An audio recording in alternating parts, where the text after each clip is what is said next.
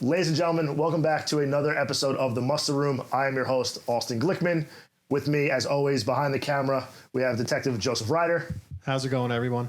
And Eric Potts, unfortunately, could not be here today because of a pretty severe windstorm that occurred in New Jersey. Actually shut down the Verrazano Bridge for quite a while. And he couldn't make it because he lost total power and some trees fell down right next to his house. So Eric, I know he wanted to be here. Unfortunately, he can't be, but that's all right. So this episode is one that I've been looking forward to for quite a while. It's an episode that I think a lot of you are really going to enjoy. And this is the first episode for those of you that are listening or watching via the Muster Room podcast. We are doing this live on TikTok for the first time ever as well. So we got a lot going on. It's going to be a really fun, great show. We also have Mark Panetti here with us today. Mark, say hi to everybody. How are you? Awesome. Super excited to be here, obviously. And Mark was the reason why we were able to set up this interview. So without any further ado, everyone, please welcome in Tommy to the Muster Room podcast, a decorated NYPD retired member of service who has an extensive career, especially as an undercover with narcotics and working as an undercover detective. And that's really what we're going to be talking about today. I know a lot of you are going to have questions and comments. So for those of you that are watching live on TikTok, throughout the TikTok, make sure to drop your comments below if you have any questions. We're going to try to gather as many as we can. And at the end of the show, we will then ask them and we'll have Tommy answer. But for the next hour and a half or so, we're going to go through his career. We're going to talk about what it was like being an undercover. I know you have some really amazing stories, especially when it comes to 9/11 and a lot of the work that you did as an undercover. So without any further ado, Tommy, feel free to introduce yourself. And thank you for being here. Great to meet you. Thank you. Thanks for having me. Because of my friend Mark. So I got on the job in 92. I went right to transit because back then you had a choice of NYPD, transit, or housing. But by the time I got to the front of the line, there was no NYPD. So I had to take transit, which was cool. Everybody said transit was cool anyway. So the only reason I went on the job was to become an undercover, because my father was an undercover. And that was all I saw growing up. So when I got on in transit, I liked it. I was in it for the action. I just wanted to wait for my moment to volunteer to become an undercover. Back then, they didn't have people lining up to be undercovers. Nobody wanted to do it.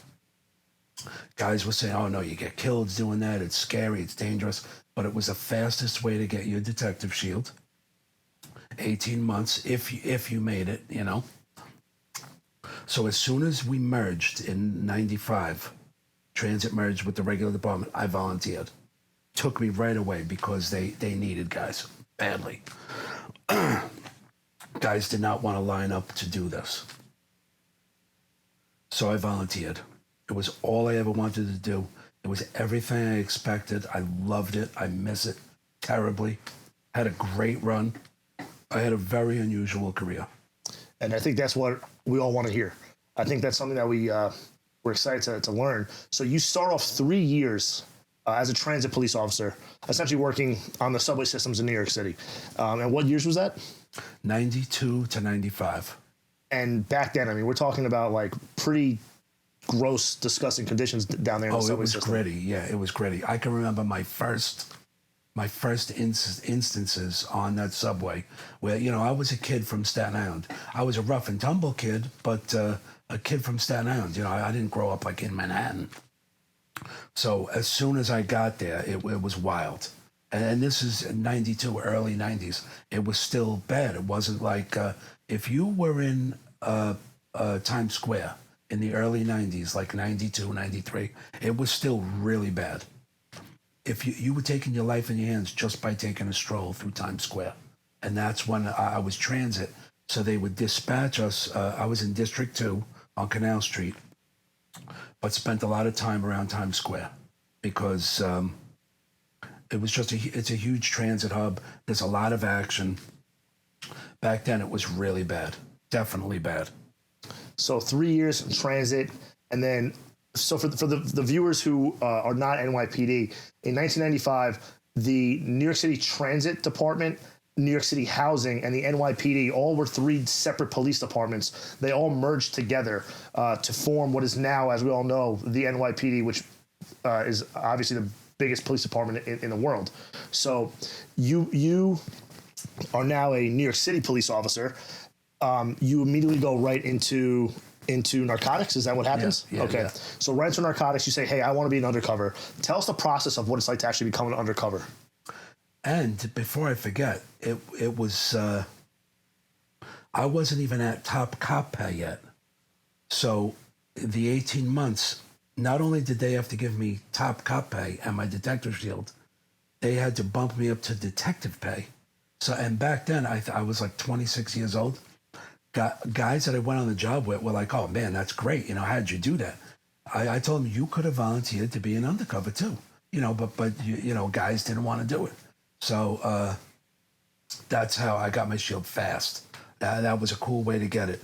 Because back then, I don't know what they do now. I don't know what undercovers do now. But back then, it was really dangerous. It was wild. I'm sure it's still dangerous. Like, I can only imagine. I'm sure it still is, yeah. So tell us what it's like to actually go through the process of becoming an undercover. What's the training like to actually to do it? It was I would say it's limited training. They were doing what they had to do, like to cover themselves.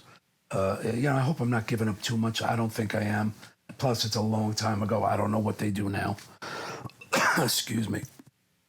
But back then, I would say it was very limited, very, very limited. They had a hidden location where you take part in these scenarios. As a matter of fact, I'm glad you asked, because I have a wild story just from the training, where I knew I knew I loved being undercover. I knew I was going to be a cowboy, and I got a reputation immediately because of when we were in training. They have this scenario where you're up against two bad guys in a room. You're supposedly dealing with them, doing deals with them. They kidnap your partner, and they hold him hostage in a room, much like this room. But this is, it's training. It's a training scenario with the instructors, and you're supposed to be out in the hallway and figure out a way to get your partner out of this kidnap situation. They have him kidnapped, and they want you to pay a ransom. This was a training scenario. Could it happen in real life? Sure, that's why they're doing it. And it must have happened to undercovers in the past, or they wouldn't have done this training scenario. So now it's my turn. I'm in this training scenario. And I was, really gung-ho. I wanted to be an undercover. I could not fail because my father was a good undercover. So I'm supposed to get my partner out of this room, this hostage situation. So the door is shut. There's two instructors holding my partner hostage at gunpoint, whatever. I had seen in the room earlier where they were standing, like they were far apart in the room, and my so-called partner was in the middle of the room. So we're out in the hallway, and there's a young guy with me who also volunteered to be an undercover. They give us these paint guns, because it's a training scenario. You don't want to be shooting real guns. I says to this young guy, I says, "Give me your gun." He was like, well, what are you doing? I said, just trust me. I said, watch what I do. I take his gun, and I have my gun, the paint guns. They shoot a projectile, a little paintball, it hits you, it looks like blood, or pink paint. I come running down the hallway, and I could hear all I could hear was my own footsteps. I know that they knew something was going on in the room because they went silent. And I remember just hearing my own boots. I was really charged up. I really wanted to do this. Boom, boom, boom. I kicked the door in. The kid who I was supposed to be working with, I just left him down the hallway with no gun. So now I have a gun in each hand. I kick the door open, fly into the room, these guys were shocked because I don't think anyone ever kicked the door open before. I don't know what the other undercovers did. I saw a couple of scenarios, and these guys were pathetic. They were knocking on the door. They were saying, I think my buddy's in there. Can we talk it out? No, not me. Kick the door in. I come in and I shoot them both like this. Boom, boom, boom. Before they could even take guns out, they had their guns in the waistband. I fill them with lead, paintballs, boom, boom, boom, boom. I get my partner out of there. It went over really good. The instructors thought I was crazy, but they liked it. Right from there, I got a reputation. That's pretty awesome. It was fun. I think it was fun. I loved it. And that was just the way I handled the scenario. You could handle it your own way, but that's what I did. It was great. That was a good one. That's awesome. So training is minimal, right? As you say, especially probably back then in the 90s. Yeah. So tell us what it's actually like. So you go through this minimal training. Now you're out on the street as an undercover. Paint a picture of what an undercover actually does. Not just for our job, but really just, I guess, in general. What are undercover officers? What is their day-to-day like? Well, firstly, though, in line with the training, this will give you a better idea. Because I just remembered something. I remember the first couple of days we were sitting around the office and we didn't know what to do. Because like I said, there was like I can't remember, but it was like a couple of days of training. And I think they do it to cover themselves, really. That's back then, I think they really just used undercovers. So we're sitting around the office. It's like the first week. The captain comes walking out of the office and he sees us sitting around here, and he says, "What?" He says, "What are you guys doing? Profanity laced. What the F are you guys doing?" We didn't know what to do. Nobody really told us what to do either. And that's what we told him. He says, "No." He says, "Use our undercovers." He says, "I want you to forget everything you learned in the academy. Go out and do what bad guys do." It was like, that's what you're supposed to be doing. Excuse me, sorry. He said, go work out, go drink beer. Then I had an older undercover tell me, he was like, no, he's serious. So go do it. So that's what we did. It was me and like 4 other guys. The captain said, go out and learn your neighborhoods, At the time, I was assigned to Sunset Park. That was the first place I went in the confines of the 7-2. Sunset Park, Brooklyn. And it was really bad back then. Tons of heroin. So much heroin that they said that Sunset Park was the mecca of heroin for the 5 boroughs. All the heroin feeding into the city was all coming through Sunset Park. Loaded back then, 1992, 93. So he says, go out there and learn your neighborhood. So people would get used to seeing you in the neighborhood, go to the neighborhoods you're assigned. I got a 6-pack and I went and sat on somebody's front steps like it was my own house. And I did that for a couple of weeks until guys started to, see me around. Then they said, okay, we're going to go out and learn some buy and bust. By the way, that's another cool thing. My father was, do you know the office called Swamp? No. I've heard of it, but I've heard of it, yeah. It is one of the most elite units on the job, and my father was in it. And back in the early 80s, him and his guys, it was like a think tank, Swamp. Swamp was special weapons, secret weapons, and mysterious projects. That's what Swamp originally stood for. I don't know what they think it means today, because I know the office is still there. And I even have the paperwork I should have brought, maybe next time. If I come back, if you have me back, I will bring more props. He told me to bring props. Yeah. And I couldn't get it together. I got a 3-year-old. It's okay, I understand. But I have the actual paperwork. My father and his guys came up with the idea for buy and bust. And back then it was called TNT. I have photographs. I'll try and bring those next time. So that's what we were learning. I can remember my first buy, too. I loved it. I can remember my first buy, and I think it's an interesting story. I'll tell you why. Because I had to learn all this stuff. You can't just go, especially back then, you can't just go to a heroin dealer and say, give me dope. You can't do that. And Sunset Park was loaded with heroin, so that was all we were buying. We eventually we started getting a lot of crack, and back then it was vials. Do you remember that? Of course, yeah. Oh man, the street used to have there used to be so much crack in Sunset Park that if you were walking down 4th Avenue in the gutter, you would see the vials and the caps. Yep, tiny little plastic little. So my first buy, I studied this group of junkies for a couple of days. I know it's not a nice term, but that's what they are. We're cops, right? All right. Drug user, junkie. I study these guys for a couple of days because I want to get this right. It's going to be my first buy. I'm on my own. When you're first out there as an undercover, you have an older undercover who holds your hand a little bit, but it's very little. It's so competitive that it almost felt like sometimes they didn't want you to succeed. And we'll get to that too later. Because if you start buying too many drugs, other guys can get mad at you. So my first buy, I studied this group of heroin users, and I notice they all are drinking coffee, and they're loading their coffee with sugar.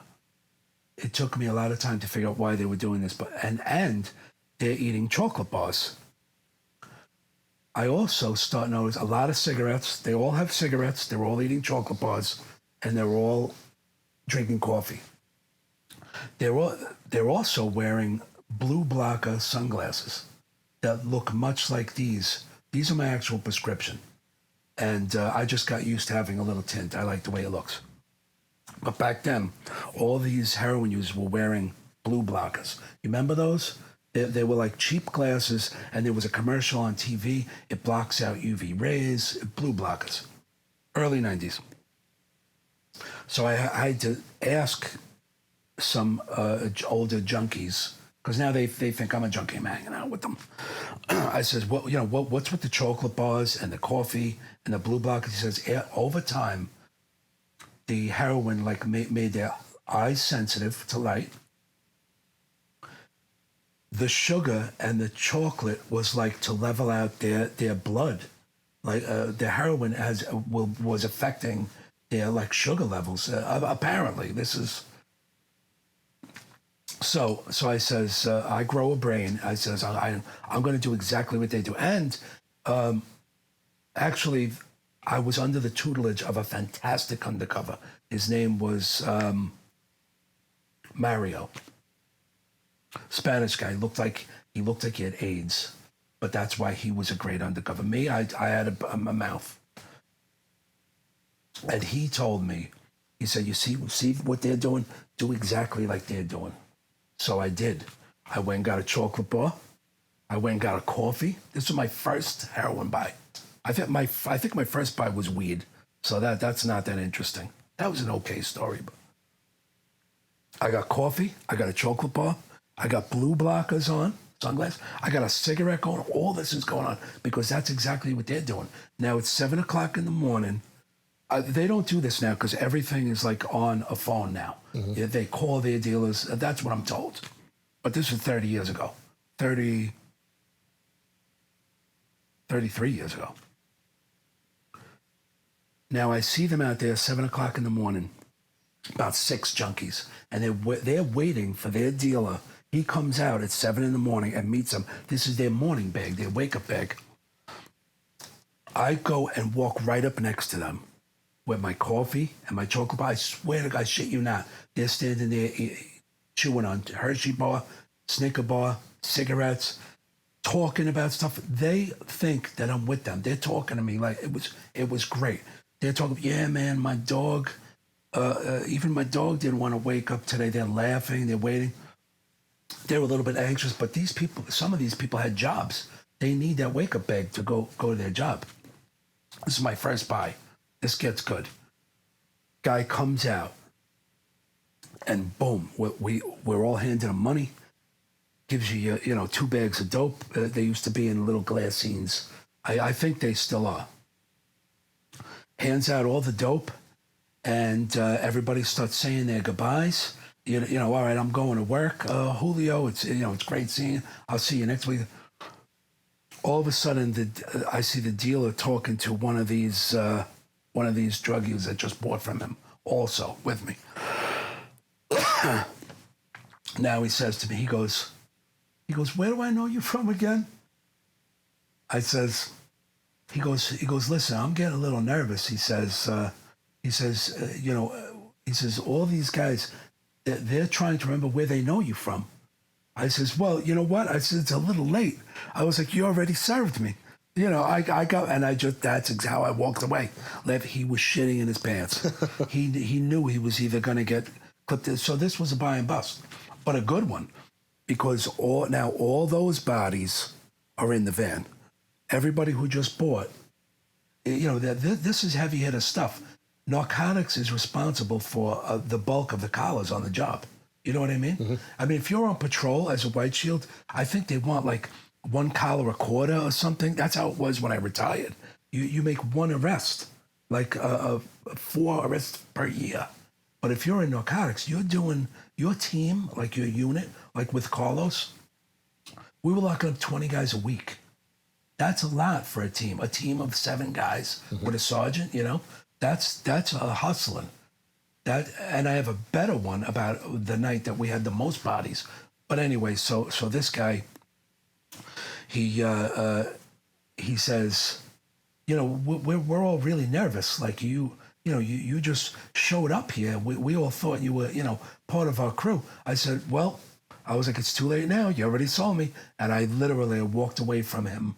And they were scratching their heads, and I could see from down the block the team move in and lock everybody up. But that was pretty cool. It was my first buy. So that's your first buy. First buy. Let's talk about the time where you took down the most bodies. Oh yes, please, yeah, because that's a good one. You're gonna love this.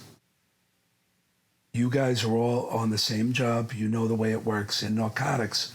If you go out and do buy and bust, or even case buys, but not in this circumstance, because you want to get as many bodies as you can for the overtime.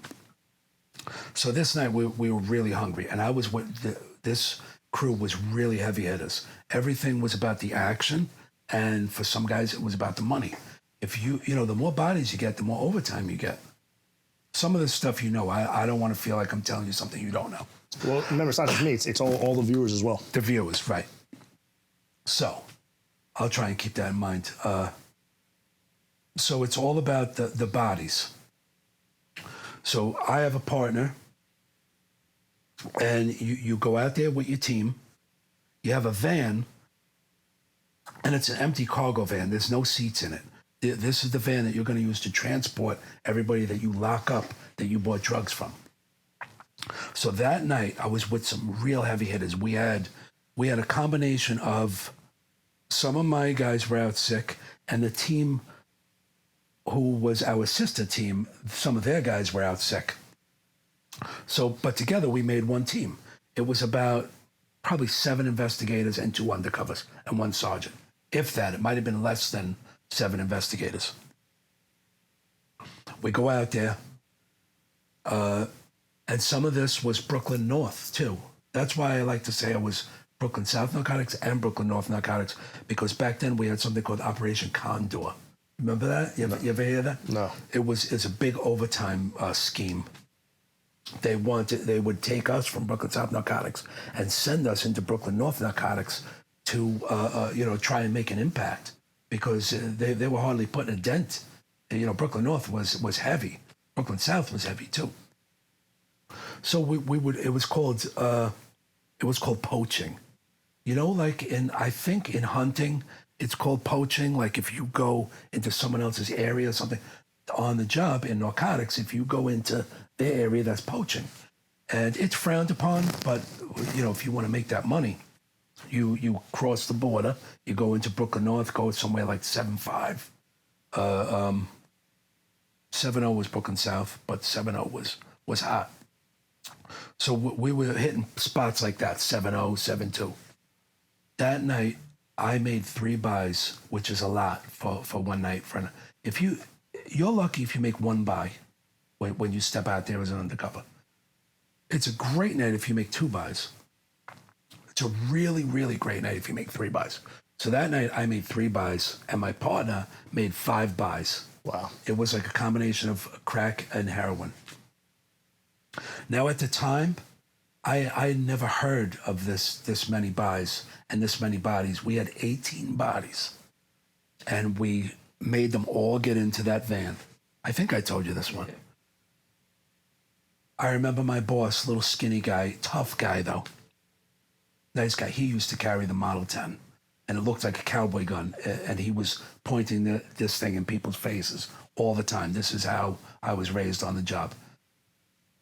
I'll tell you about that one too. Back then, like, we weren't just walking up to people and telling them, put your hands behind your back. We were taught by Vietnam veterans, when you walk up to guys, these are serious guys. These are drug deals. These are not, it wasn't a fucking car accident. You walk up to them with your gun out. That's how my sergeant taught. And I would see him come around the corner and just point right at people's faces. That's how you got collared back then. Even better was when we had a guy named Tommy. Wait, let me back up though about the then we'll get to Tommy. Tommy Clark, legend. So we had 18 bodies, which I still to this day have never heard of anybody else doing that. You know how big a van is. It's just a little van, box van, 18 bodies. And I remember my sergeant saying, we're shutting it down. We can't even fit anybody else in the van. That's a lot. That's a lot of bodies. That's a big deal. And I remember my boss saying, get them in there. I don't care how you do it. They were like cramming these guys into the van. 18 bodies. Then when they brought them down to central booking, that was like an all-nighter, because all of those guys are going to the precinct first and then to central booking. Nobody's getting a DAT. This is crack and heroin. These are all felony buys. It's all felony. No weed, no nothing like that. So that was a lot of bodies and a lot of buys. The paperwork involved with buys is a lot more than you think it is. You don't just like buy a drug and then I've been waiting 25 years to talk about this. It's great, right? Nobody really, nobody ever asked, really. Especially not, people that don't really know. The paperwork involved was like a nightmare. There are guys who would disagree with me because once you get used to it, you can bang it right out. But when I first became an undercover, it was like four forms you fill out. But by the time I was done being an undercover, it had increased to like 7 forms because now they wanted you to sign affidavits like to affirm that you are not lying. That we actually on a buy report, and your name doesn't go on it. It's just your undercover number, your shield number, which I have tattooed right here. CUC. That's dedication. Joe, can you get a close-up of that? I wanted to show you guys this. I think I showed you. Yeah. This is dedication. Yeah. This is I loved being an undercover. So now, is that your detective shield number, or that's the number associated just to you being undercover? Detective shield number. They went by your shield number. Gotcha. But you were wiped out of the system. So even if a dirty cop wanted to look you up, and you probably know this, but the people don't. If a dirty cop wanted to look you up, if it went into headquarters and tried to get into the computer and look you up, you were gone. That's how it was when you had undercover designation. You were not in the computer anymore. So that's why there was really, there's no fear of using your number, and you couldn't use your name. So UC 3226, that was my father's detective shield number. Oh, cool. Very cool. Yeah, I was very happy about getting that. Where was I? I'm losing track now too. Because I'm remembering everything. Bringing it all back. Yeah, it really is. Yeah, it's great though. Paperwork. Oh yeah, no. So by the time I was done being undercover in 2003 or 4, it had increased to like 7 forms. So on this particular night, it was still 4 or 5 forms. But when you got to do it 3 times, that's 4, 5, like 15 pieces of paperwork, and then the vouchers on top of that. So that's 2 or 3, because you got to do the voucher, you got the drug bag, then that bag.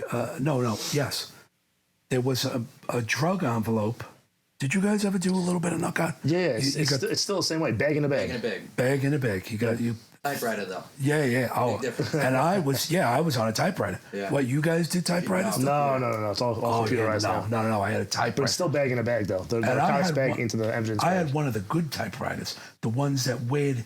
I'm sure you've seen them because you got. There's still some in the still precinct. there. You got 13 years on? I have the 10. Come on 11. My father always said, to rest his soul, that you should be good and burnt out by 11 years. I don't know what you've been doing all this time, but No. but I was hours. really I was with real heavy hitters and like doing 100 miles an hour instead of doing 50. That's why I like to say that my career was like a professional football player. You can't do what I was doing for 20 years. You can't do it. Yeah. Even I know an undercover, first grade undercover, who was undercover for 20 years. He had the designation for 20 years, but that doesn't mean he was like doing 100 miles an hour for 20, because you can't. It would kill you. Right. It would almost kill me. Yeah. I got acid reflux. I got chest pain.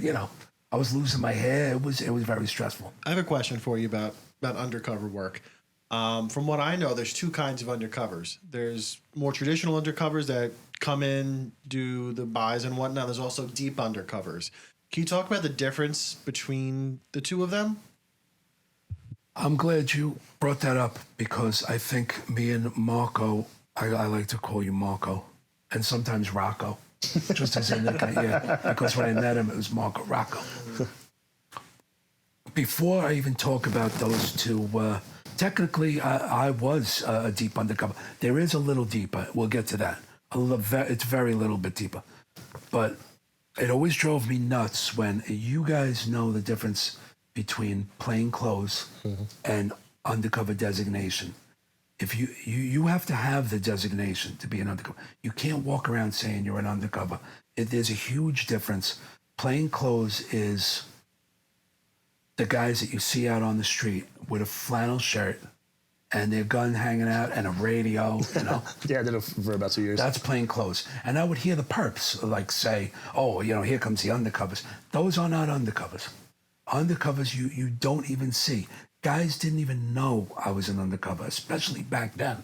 Because I don't know what they do now, but it was a lot different back then. I worked with older undercovers. I was taught by older undercovers. You weren't even supposed to show up like at a funeral.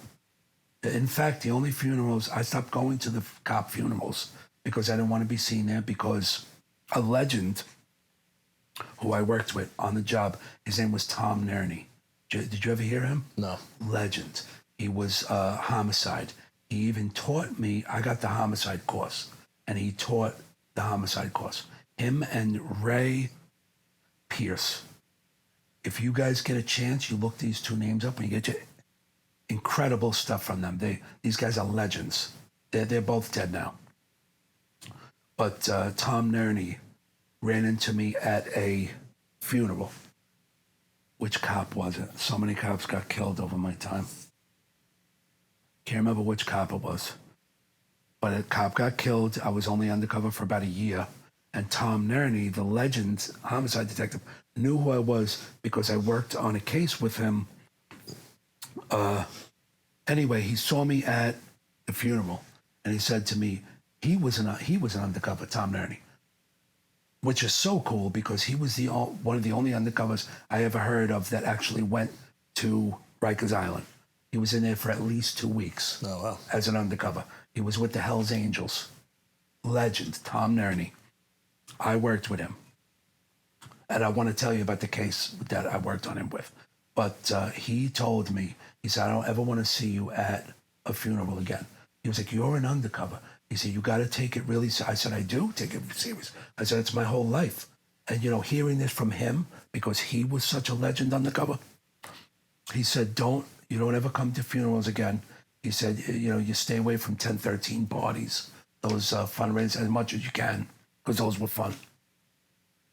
But after he told me that, I never went to another funeral again.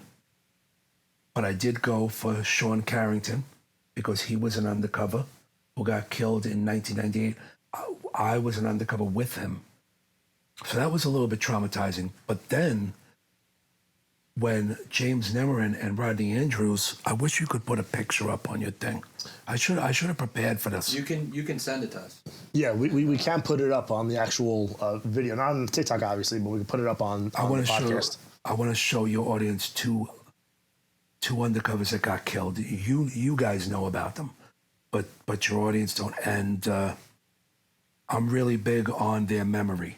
Okay. Because if we don't remember guys like this, and it gets me a little bit, I'm a very, very tough guy. I'm a very dangerous guy, but I have feelings, and this gets me a little tiny bit emotional. These were two great undercovers that were assassinated in 2004, and I worked with them. I was honored to even be in the same fucking room with these guys.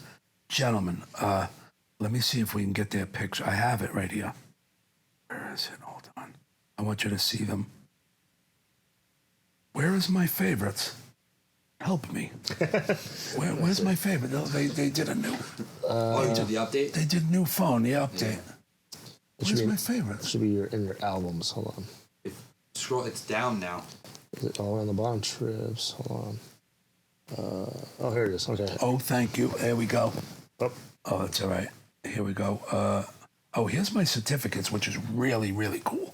Because one of them you'll know, but I'm going to get you the picture. See this one? That's the coolest. Undercover weapons course? Undercover weapons course. Coolest course you'll ever get. It's impossible to get. It's harder to get the undercover weapons course than it is to get the homicide course. I've never even heard of undercover weapons course. It is the coolest course ever. I would have liked to show this, but I don't want to show my last name. That's okay.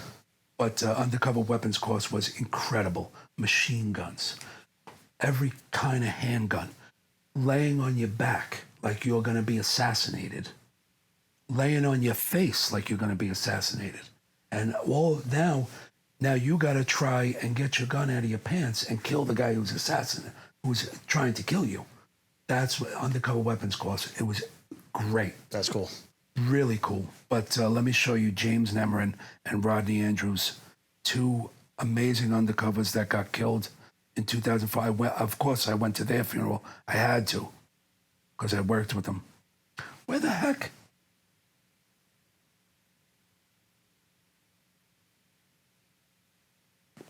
Why can't I find my favorites?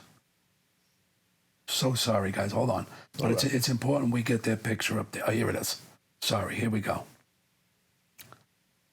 You know, and I got some videos, too. Yeah, I know. Not many, but I got some. The FBI videos. Yeah, I got videos FBI took of me that I didn't know they were doing. And it's really, here they are. Here's a picture I took with them because I had this poster made. I wish we could have showed their pictures. Yeah, on can we show it on camera? Would they see this if we show it on camera? Yeah, hold it up. Down a little bit. Yeah. Second. Two legendary undercovers. They got killed in 2004. And I want to tell you about them a little bit. If I could, if you don't mind. By all means. You know why? I think it's a nice, honorable thing to do, too. Because that really, it traumatized a lot of undercovers. Because I don't want to be too graphic, but they were killed with a 44 Magnum. They were shot in the head, in the car. You remember this? No. Hear about? Wow. I'm so old. I'm an old timer. Where was this? Was this Staten Island? Staten Island. So which I live on, and people underestimate Staten Island, but the North Shore of Staten Island is very dangerous. I've heard that. When I was in the academy, one of my so we didn't have just one OCI. We had one OCI, but then they switched. We had two other instructors for police science and whatever. One of my OCIs for my sister company, I believe he was actually an undercover also, and he was telling us a story about when that happened and they caught the guy. They put him as an undercover in the cell with the guy that killed him. So I never. It's the first I'm hearing about it. I wouldn't be honest if I said I'd never heard anything about that. And And I was about as involved as you can be because we're undercovers. As a matter of fact, like, we can talk about the night they were killed. That story gets wild. But I think I heard about that once, but I don't know anything about it. Never heard anything about it. I don't even know. I don't know how true it is. His last name was Thomas. An undercover? Detective Thomas. I remember he was one of the OCI's Oh, Academy. I know that. I had name. him too for a little while. I know who you're talking about. He told us that it was either the cell with the I think I know who perps you're or the talking one about. next to it, and they put him in there like he was a perp to overhear in case they confessed or That's talked about the fantastic. crime. Yeah. There's so many little stories attached to that incident, which are interesting. I think your viewers would like to hear them. Did the two undercovers, did they get made? Were they caught as being undercovers, or why were they killed? It's a great question, and none of us has a real answer for that. Nobody does. To this day, nobody knows if it was because, what the hell was his name, the perp? Oh, God. I could see his Ronell Wilson. That was the perp's name. I'm amazed that I'm remembering this stuff, but I'm glad that I am. Ronell Wilson was the perp, and to this day, still nobody knows whether he made them, that he thought they were undercovers. I'm just going to kill them and try and get away, which didn't make a lot of sense to me, because every perp on the street, every street guy knows if you kill a cop, you're not getting away with it. It's very hard to get away with that. Or if he just wanted to rip them off, and take their money. They were supposed to be buying guns from Ronell Wilson, and they got in the car with him, and they parked on Hannah Street in Staten Island, where they renamed the street for these two. Every year they put flowers there and stuff. But what do I think? I don't think he knew they were cops. And I'm an undercover with experience, and I don't think he thought they were cops. I think that he thought they were perps, and that they were suckers, and that he wanted to be the biggest dog. That makes the most sense to me. It doesn't make sense to me that he wanted to grease two big detectives. It just doesn't make sense. Yeah, it puts the heat on him. Does something like this, is there anything that changed with the kind of work you did after this incident? Were there any changes made, or is this seen more as this is an inherent risk to the job? You have great questions. I mean, I'm not surprised. I heard that your podcast was great. That's a great question, because things changed quickly, so quickly that there was a lot of questions about equipment, because there was a lot of talk about their wire not working, which it didn't work. The field team that was following them lost them completely. As a matter of fact, it's also very graphic, and you'll excuse me, but the reason the field team didn't even know that they got killed. The field team was searching around for them, looking around for them in the neighborhood where they last saw them. And one of the field team vehicles came upon the scene. They were laying out in the street, these two undercovers, because Wilson, the bad guy, shot them in the car and then just dragged them out of the car and took the fucking car and left them on the street like garbage. That was tough. That was fucking really, for me, and a lot of undercover. But that's what I mean by things changed. Things started changing right away. First of all, a lot of questions about the equipment, a lot of questions about tactics and what's the other word? Protocol.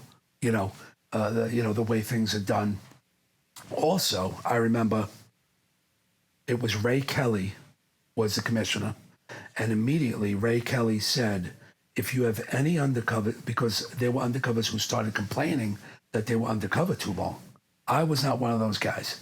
I made it very clear, even to my friend Marco, that, and I think I told you in the beginning, I loved being undercover. It was all I wanted to do. I was not one of those guys. I was one of the guys, it's called UC for life. That's why I got the tattoos. This tattoo I got after they were killed. right after they were killed, because it was an Old Navy tattoo that said Sailor's Grave. But I put the city and I put Undercover's grave. This was after I was done being undercover, obviously. So that's why I could do stuff like that. And this.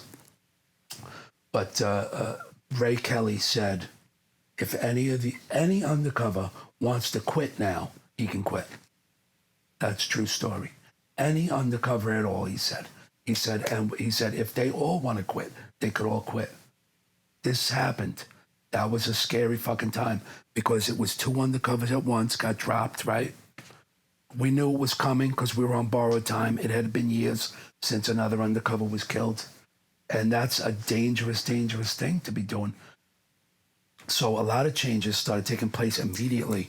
And the biggest was Ray Kelly, the commissioner, said, any undercover who wants to give it up now, we'll let you even pick where you want to go. Guys were picking I picked where I wanted to go because I gave it up. I started getting really scared because they got clipped.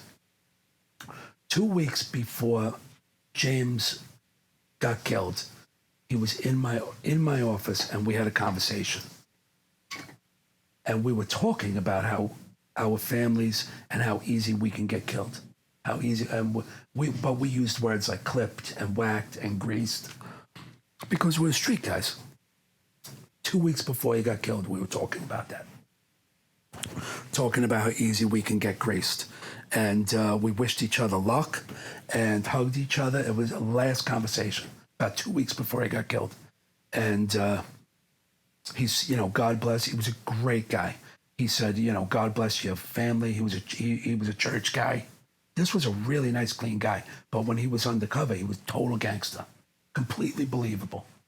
But that's the way I see myself. In private, like with my family, I'm actually very gentle. I'm a very gentle, amiable, personable person. That's how I see myself. This actually brings up a good question I have. So you're so deep in the undercover lifestyle. I'm assuming that you must have had,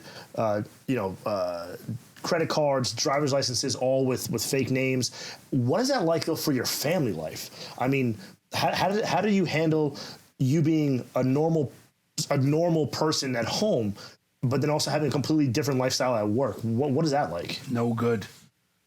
I'm trying to keep in mind that I'm telling this stuff for the benefit of your audience because I would never want to insult the cops that are here. You guys know some of this stuff. I know you do.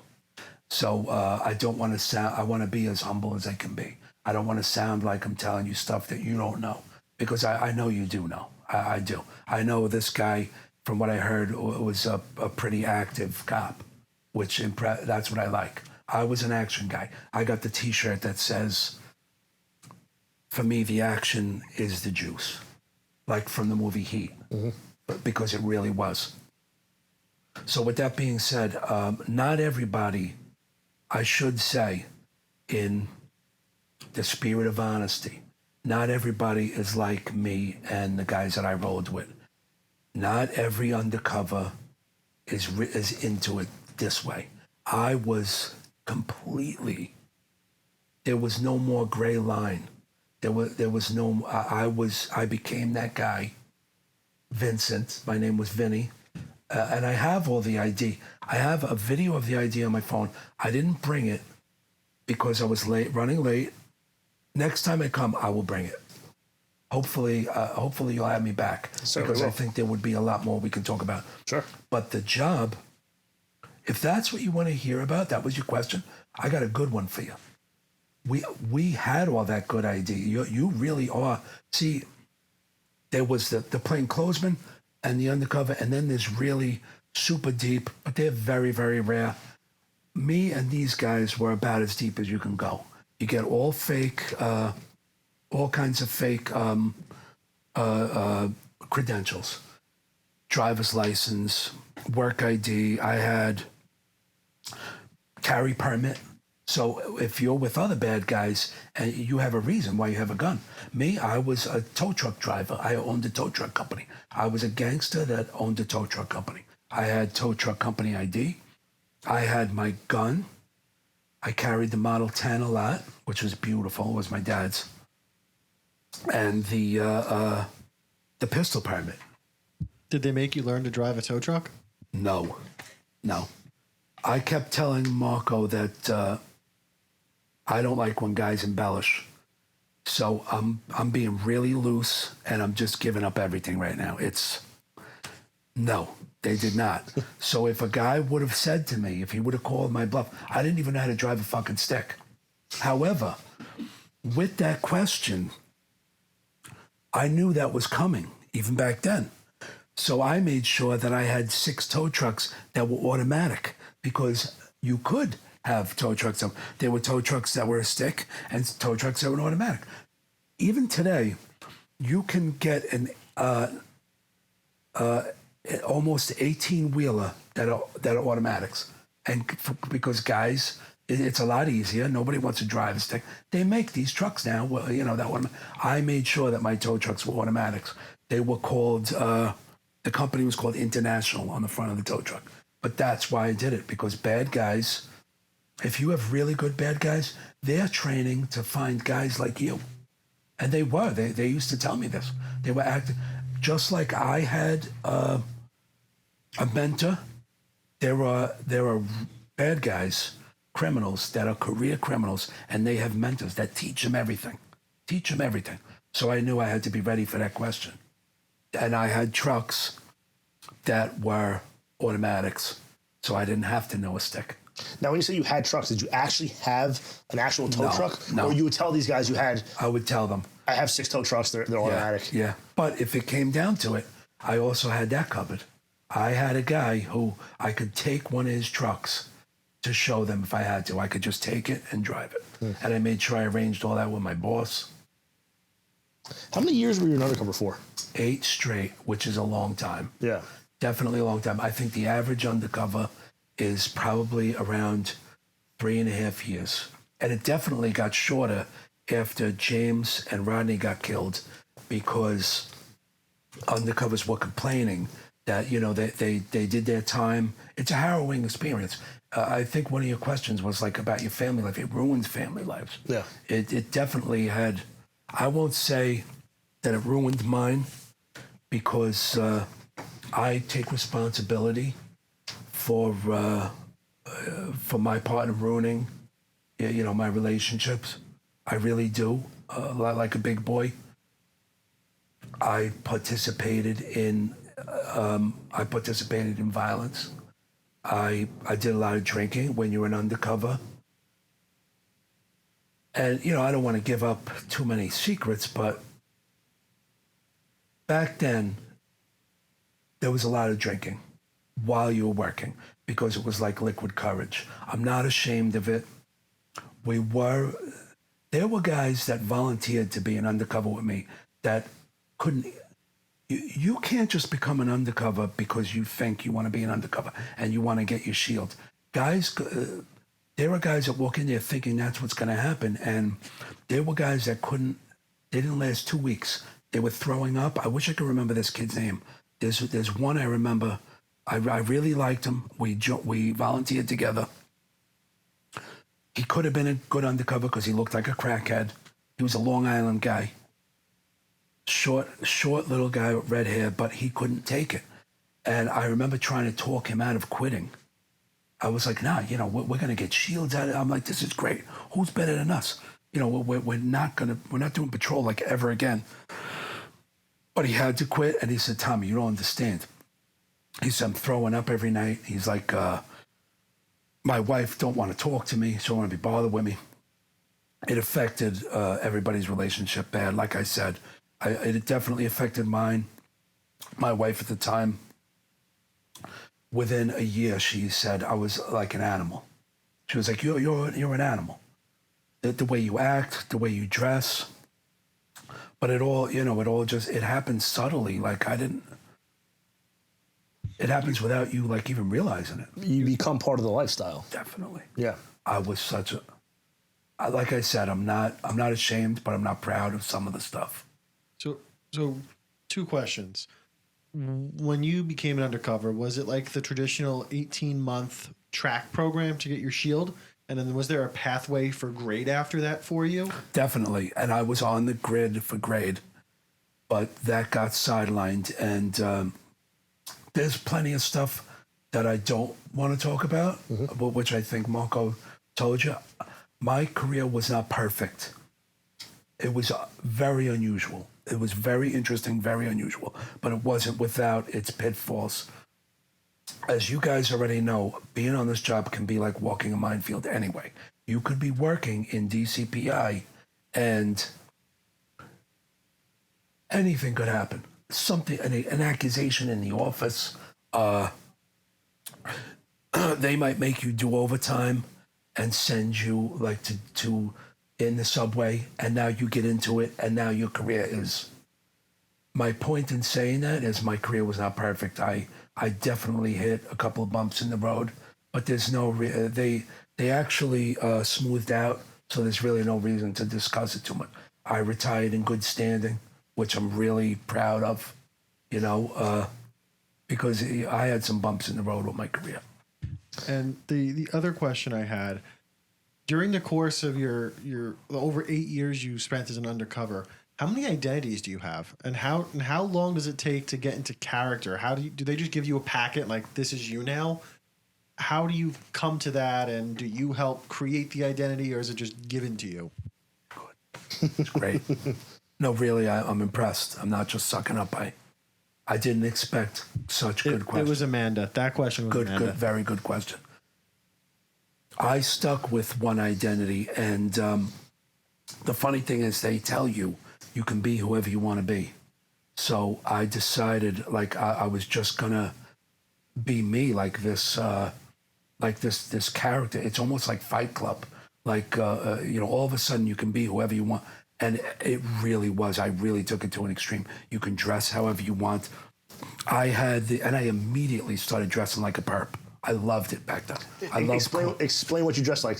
Paint the picture for the audience. I love clothes. Like, this is one of my favorite coats. Me and Marco talked about what I was going to wear. I live in these wife beaters. It's just very comfortable. I love clothes. I collect clothes. Back then, do you remember, you guys are so young, there was a thing called a bear jacket. It was like, what is that other jacket called? What's that jacket that the kids wear now? Like a bomber jacket? Yeah. Back then, it was called a bear jacket. It had a little bear, very big in the 90s. Like polo? What? Polo? No, it wasn't. No, it wasn't. It was like the what the hell are those jackets the kids are? North Face. Okay. Kids wear North Face. They wear them now. But I may be dating myself. I think they moved on from North Face. They were wearing North Face in the 2000s, I think. But back then it was a bear jacket. And I have video. I have that one video that I want to try and get up. We can get that up sometime. I only have a couple of videos from when I was undercover, and I shouldn't even have them. The only reason I have them is because the district attorney really wanted me to have a souvenir. And he said to me, well, we're not supposed to give you this, but here's a present. And he said to me, I didn't give you this. So I got some really, I showed Mark, I got some really cool videos there. 1997 is how long ago? Good at math. 18 years? No, it's more. It's more than that. Is it? It's more than that. 25, 28, yeah. Am I that old also? Yeah. 28 years. Oh my God. Yeah, I was going to whip out my... So 1997 is, oh my God, yeah. So I have a couple of videos from 97. I was about a year or two into it. You just look at what the perps wear, And I haven't thought about this question before I came in here, because what I was going to say is, in all candor, might not sound real politically correct, but I was dressing like the black gangsters, not like... Sometimes I would dress like an Italian gangster with the sweatsuits. I had a lot of those, like Sean John sweatsuits. Mm-hmm. P. Diddy's in big trouble now, right? Yeah. But back then, he had a clothing line called Sean John, and it was very popular, especially on the street. If you had Sean John sweat, and I had all that. As a matter of fact, the night James and Rodney got killed, I was wearing a full Sean John perp outfit. It was beautiful. I had the Sean John bomber jacket, Sean John velour sweatsuit. You wanted to look like a mutt. That's another thing. I was just telling Mark, remember my friends just gave me a detective jacket because they love me and they respect me. That's why I was so happy about it. You know the embroidered? Yeah. It says, it's Staten Island Narcotics. Right, yeah. 33 years, I never wore anything like that. Well, you couldn't, right? I mean, yeah. Right. Especially back then. Yeah. No. When I was a rookie, when I first got on the job, I wore the T-shirt here and there because back then, you were a fucking hero. If you walked into a bar back then and you had a cop shirt on, girls went crazy. There was none of this, like cop hating. There was very few cop haters. I have another question.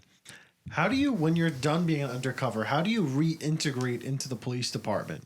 I remember, so one of my friends I met with the NYPD running team, he was a deep undercover. He got pulled out of the academy like 2 weeks into it, and he was undercover for like 10, 12 years. And he never went to the range, never learned his tax number, none of that stuff. I worked with those guys in Intel, and I can tell you everything about it. And Let's be careful, though. Yeah, definitely. What we can and can't say with this. I'm not going to say his name or what he did or anything. So I'm just bringing it up for the fact, like, when you're done being undercover like that, or even like an undercover like you were, how do you reintegrate into the police department? And can you really reintegrate the same way you were before? My transition was horrible. You get no. There was no support. I hope this don't backfire. I don't think it will, but because I'm criticizing the job, they didn't do a good job of. There was nothing. It was sad and scary. As a matter of fact, in all candor, it took me many years to feel normal again, like with my own family. That's. I didn't think I would. I thought about this, but I didn't think I would say it. But fuck it. In the spirit of honesty and with respect to your podcast, that's the truth. They didn't offer any. There was no fucking psychiatrist. Nothing like that. There was no debrief. Nothing. It took me many years. So this is one of the things that with the podcast we've talked a lot with people about, and we've used these podcasts as like a critical incident stress debriefing. And I know that's more of a newer philosophy with police departments and first responders. Do you think having resources like that available to undercovers, like in the future, do you think that could be a resource that's available to them that could help with reintegrating them or even during their career if they need it? I have often daydreamed about trying to be some kind of help, like volunteering if they ever came up with some kind of program like that, because it was a very hard transition. We had no help. It was horrible. It took me many, many years to feel comfortable again. Like even I stopped going to family gatherings. I stopped. I didn't feel comfortable picking up children because I felt somehow I would infect them with my violence. I thought somehow it would rub off on them, like my dirt. When you're undercover, you start doing stuff that is, and guys know this. Like if you have any older undercovers watching, I know that they're sitting there saying, you get so enveloped in it, and that behavior is just so normal, very degenerative behavior. A lot of drinking. I quit drinking in 2011. So that's how long ago now? 14 years? It seems like at some point the acting for the role stops being acting and starts being you. Thank you. It was no more. There was no more line. There was no more like that. I was that guy. As a matter of fact, when I was off duty, when you're an undercover like that, and the way that I was involved in, like I started to say, not everybody was like me and these guys that I banged around with. There were undercovers that do their 3 years and then they just stop buying. because they got their shield. They just want to go to a squad and grow into their pants. You know what I mean? Put a suit on and get fat and work in the squad. I was not with those guys. I wanted to be undercover for life. That's what we call it. There was a group of guys who was called UC for life. But you just are that guy. You start dealing with people that way. There was no like off duty or on duty. When I was off duty and I got into it, like with people, it was really bad. And, I don't think there's, there might be statute of limitations on stuff, but some of the stuff I won't discuss, but some of the simple stuff, like back then, you could pull your gun out on a guy. And we were pulling our guns out all the time, especially as an undercover. And what I mean is, whether it was on the street, like I was with my partner Julio once, who also worked with Julio Roman, great cop, great undercover. He used to wear a wig. He was fantastic undercover. But we were out there one day, and this guy says, "Well, what are you doing in my neighborhood? Asking for drugs and blah, blah." I said, "What?" And I looked at my partner. I said, "This is my neighborhood. This is my neighborhood. I tell you to take a fucking walk, and that's how you got to be on the street, or they're gonna remember you like that. You're a sucker that they told to." This was in the Marlboro Projects. We did a really big case that I'm very proud of. It had to be 1999. Like 28 guys got arrested. But that's how you got to be on the street. You got to be like, you got to be as hard as them. Much like I imagine prison must be like. I've heard stories of the COs. That's why they get that way. They're locked inside with these guys all day. You have to become like that. And that's the kind of shit I was doing. Like I got into it with a guy over a girl. I was in the mall. It's a colorful story, right? I was in the mall. This is to illustrate that undercovers get wild because you're a gangster.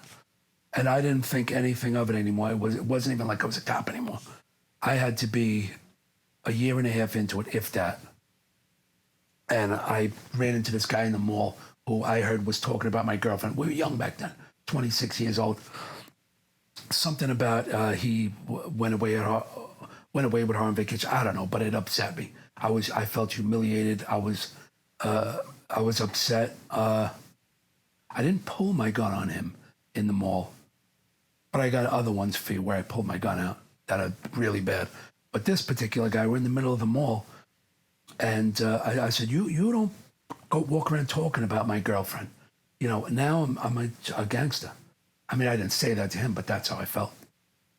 I told him, and he was like, "And what are you going to do?" I said, "What am I going to do?" I said, "I'm going to hit you over the head with the butt of my fucking gun. Then I'm going to drag you up the stairs of the police station, and me and all my friends are going to eat donuts and laugh at you." That's what I told him. Now, I know how bad that sounds. As a cop, we're not supposed to. But as an undercover, like that's the way you operate on the street. It had to be done. Here's a story. Do you guys have you have pastosa? Like Italian salumeria. Yeah. There was one by my house called Caggiano's. And this is just colorful to illustrate how I think undercovers start to really act like gangsters. I'm walking into Caggiano's. It's Italian. So you're Italian, right? No. Oh, no, you look Italian. Jewish. I get that all the time. Yeah, I'm half Polish. Okay. I'm half Polish, half Italian. Yeah. I'm walking into the salumeria. It's like an Italian deli, right? And there's a young guy walking out, and we just brush into each other, bump into each other. And I must have had a bad day. I don't even know. I take responsibility for the bad shit that I did. But I said to him, I was like, you fucking retard. I must have had a bad day. This is not indicative of my real person. I'm very gentle with my family. Like I said, it took me many years to come back to like being with my family and not acting like an animal. But this guy, this young guy starts popping off at me, takes off his jacket, throws it on the floor. Now, I don't have time for this, like in my mind. I was just went in there for a grocery. I spent all day doing like B&B or a case by who knows what I was doing. Stressed out. But he was there with his father. I immediately just yanked that smoke wagon. I just yanked it out, and I didn't even point it at him. I just pulled it out, and he froze. I pulled it out and had it in front of me. I don't even know what I did. I says, take a fucking walk before I embarrass you in front of your old man. And he takes off running and leaves his father standing there. And that now I'm realizing, I could, who knows, I could get locked up for this. Back then there was no cameras. This is 1997 or 6 in a Caggiano. There was no cameras. If that was today, forget it. I would have been finished. Mm-hmm. You can't just pull a gun out. Plus, back then, not everybody had permits. What if he was a young cop? But I pulled it out. He ran. Excuse me, I'm sorry. Left his father standing there. So his father just looks at me. He's scared. He freezes. I just said, just go. I said, just go with him. Take his jacket and go. But there was a lot of times like that. Like I was in a bar one night while I was in Undercover. And like I said, I was becoming like a real rough and tumble guy. I was like an animal. I just walk into the bar. I mean, stop me if you don't enjoy this, but I think please keep going. It's kind of cool. And then I'll get back to job stuff. But I walk into a bar. This guy I know says to me, he says, Tom, he walks right up to me. He says, Tom, he was like, I think these guys are going to jump me. I look over his shoulder, and now all I had to do was look at them.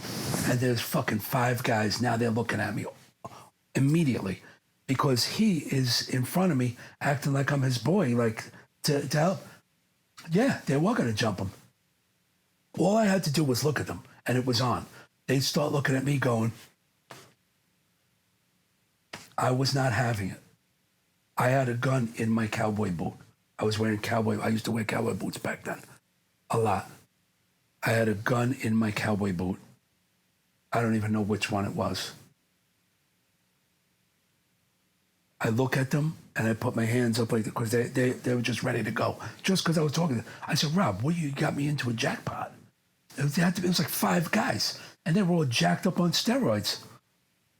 I go like this to them. I tell them, everybody calm down, take it easy.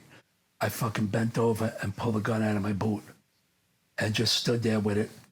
Their eyes went this big, and they were right by a back door. They immediately turned and just 1, 2, 3, all out the back door. The door closed. That was it. Problem was solved. But I think what I'm trying to get across is you're not handling stuff like a cop anymore. Absolutely not. And that's just like 2 little stories. Tom, I've heard you have some crazy 9/11 stories.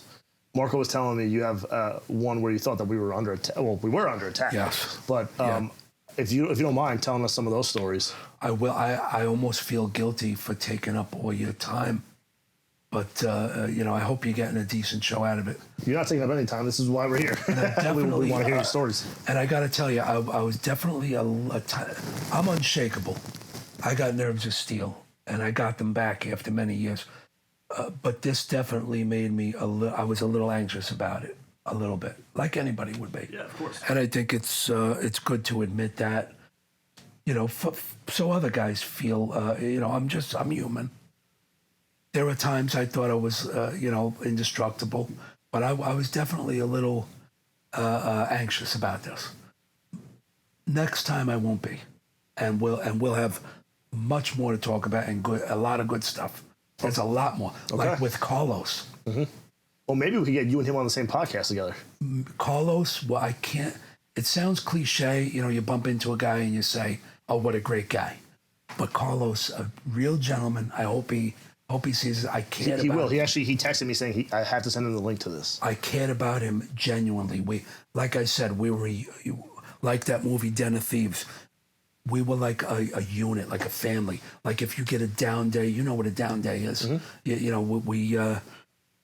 You weren't supposed to do this. It's many, many years ago. But your boss will give you some time to do your paperwork. And you don't have to go out on the street. You don't have to do. But there were times when guys would go see a movie or go to a restaurant and eat, you know? And you thought you deserved it. I'm not saying I did it, and I'm not saying Carlos did it, all right? But that's how it was back then, and yous were like a family. If you had that down day, where the boss said you'd catch up, and you needed that down day. We were heavy hitters. I'm bragging about Carlos. Carlos would do paperwork. See, there's the investigator and there's the undercover, right? So the undercover makes the buys, gets these guys on the hook. And the investigator is going to put this case together on paper, make it look cohesive for the DA. Carlos was incredible at this. Him and another guy named Paul. Paul was incredible. He went to FBI task force or something. But Carlos was really good at this. I always trusted him. We were very close. I would have done anything for him. And I still feel the same way today. Even though 20 years has passed, that's why I said I wanted to go visit Carlos, and I wanted to offer to, if he needs me for anything, and you'll tell him, things look a little rocky in the department right now. If he ever needs anything, I would be there at 3 a.m. if he needed me. I'm sure he'll be glad to hear that. I would come at 3 a.m. like we were brothers, because that's how it was back then. And there were times they did favors for me. Big time. The 9/11 stuff, it was much worse. This is what I wanted to say, because like I said, I had given thought to what I think everybody does before they come in here, right? Mm-hmm. I didn't get much sleep because I actually thought a lot about this.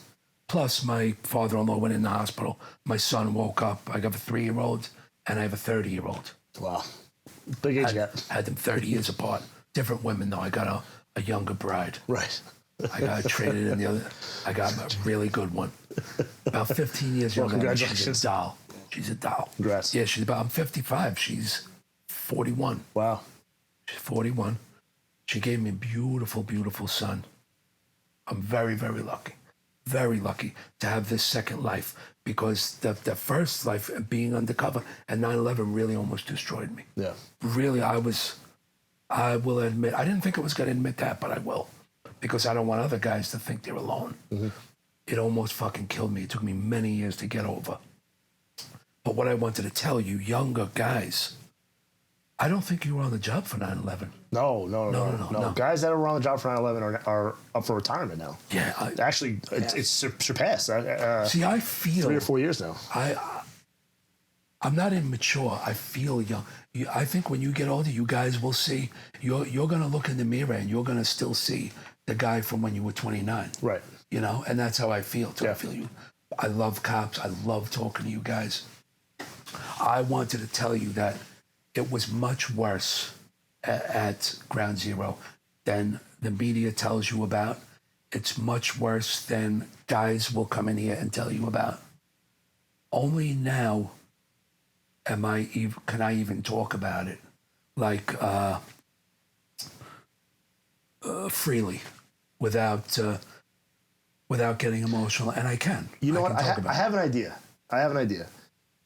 Because I think the 9/11 topic is so important and there's so much to discuss, I don't want to do it an injustice by rushing you through the 9/11 topics. So why don't we do this?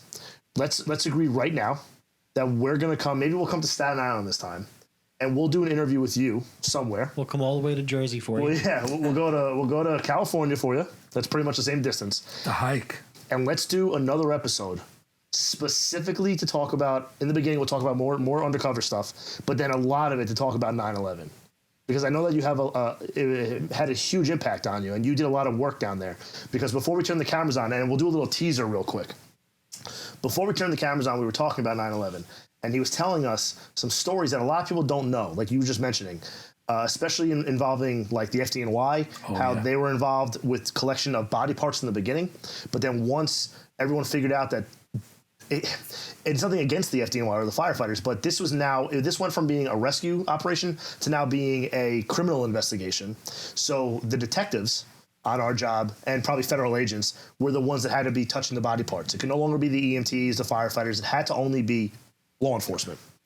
And that, I think, I mean, I never knew that, right? And I'm like a 9/11 junkie, if that sounds right. I love discussing 9/11. It's part of my history. I do a lot of work with the 9/11 Museum. Joe does as well. Actually, right here we have a whole bunch of stuff from the Port Authority Police dealing with 9/11 from Will Jimeno. He was one of the only surviving members of the Port Authority who was trapped in the rubble. So we have a huge relation with them, and it's such an important topic that let's set a date and time to do part 2. Let's do a part 2. And then we'll get deeply, deeply into that. I have stuff for you. I have stuff to show you. There was a couple of things that I was able to bring home. Some I'll be able to show you. Some I might not be able to, but nothing crazy. But we all brought home little things like glass. Yeah. I don't think that was illegal. I don't think anybody would fault me to this day. There was so much of this heavy glass. Mm-hmm. Do we have a couple of minutes for it, right? Yeah, we have a few minutes, yeah. The glass from those upper floors was about this thick.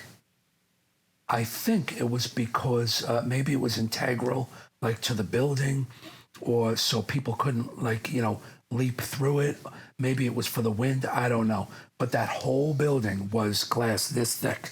And it was green. That's how thick it was. Once it got broken up, it was like green. It was like bulletproof glass. Mm-hmm. For all I know, it could have been bulletproof. That's how thick it was. And I have pieces of this, and I'm that's cool. I can't wait to show you. To see. We've had we did some episodes at the 9/11 Museum with Will and Scott Strauss from the NYPD ESU, who pulled Will out of the rubble. So we've got to see a lot of pieces and artifacts from 9/11. That'd be really cool to see. I actually never seen a piece of glass like that. So. Let's do that. We'll tell our viewers that we will have a part 2. We will release this, obviously, part 1, and then we will have a part 2 later on in this season, and we'll do a full deep dive into your 9/11 stories and more of the undercover work that you did. That would be great. That'd be awesome. So for those of you who are listening or watching on the Muster Room, I just want to thank all of you again for being great listeners, for supporting the podcast. It's been a whirlwind over the past year and a half not being able to provide these episodes for you, but now that Joe and I and Eric are back in it, and we're here at the podcast studio, just thank you. Thank all of you for being here and showing your support and coming back after all this time. Tommy, it's been an absolute honor to have you here sitting on this couch, to be able to just hear just a little bit of your story, and I know there's so much more that we're going to discuss. Is there anything else that you'd like to say to the listeners and to the viewers? A little wrap up. How much? Just to wrap up. Just to them. Is there anything you want to say to them? I have so much more for you guys. No, I just want to thank you. I just want to thank you guys. Really, all of you. Thank you so much. I waited years to talk to younger cops and tell them stuff. Some of this stuff I have never even spoken about. Some of it probably shouldn't have been spoken about. Some of it I couldn't talk about all those years, but I can now. Well, I think this might be just the beginning. I think I got a lot more. Yeah, I think this is just the beginning, and I think I have a feeling actually we may do multiple episodes. I think there's so much to discuss with you. I think you're a wealth of knowledge, and I think you may help a lot of undercovers that may see this as well. I hope so. So let's just this is the first introduction, I think, of many. So with that being said, let's wrap up the podcast, and thank you for listening.